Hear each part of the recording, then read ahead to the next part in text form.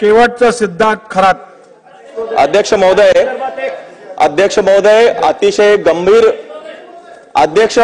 अतिशय गंभीर विषयाकडे आज मी आपलं लक्ष वेधणार आहे। बुलढाणा जिल्ह्यामध्ये शिवणी आरमाळ हे गाव असून त्या ठिकाणी माननीय राज्यपाल यांनी ज्यांना युवा शेतकरी पुरस्कार दिला अशा कैलास नागरे या युवकानं आत्महत्या केलेली आहे।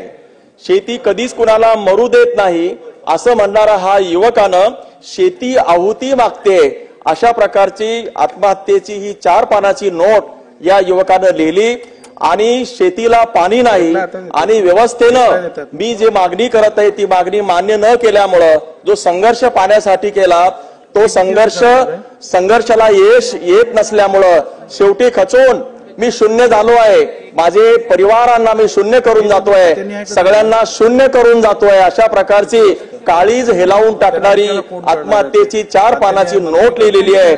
आणि उपमुख्यमंत्री महोदय, मुख्यमंत्री महोदय, तुमचं त्या आत्महत्येमध्ये तुमची नावं त्या या कैलास नागरेंनी लिहिलेलं आहे आणि त्याच्यामध्ये त्यांनी विनंती केली आहे की माननीय मुख्यमंत्री महोदयांनी, उपमुख्यमंत्री महोदयांनी माझी जी 3 मुलं आहेत त्यांचं पालकत्व स्वीकारावं, माझी पत्नी आहे तिला नोकरी देण्यात यावी आणि माझ्या कुटुंबाला सावरावं अशा प्रकारची विनंती त्या आत्महत्येच्या नोटमध्ये 14 गावांचा पाण्याचा प्रश्न सोडवण्यात यावा, त्याच्या 3 मुलांचं पालकत्व शासनाने स्वीकारावं।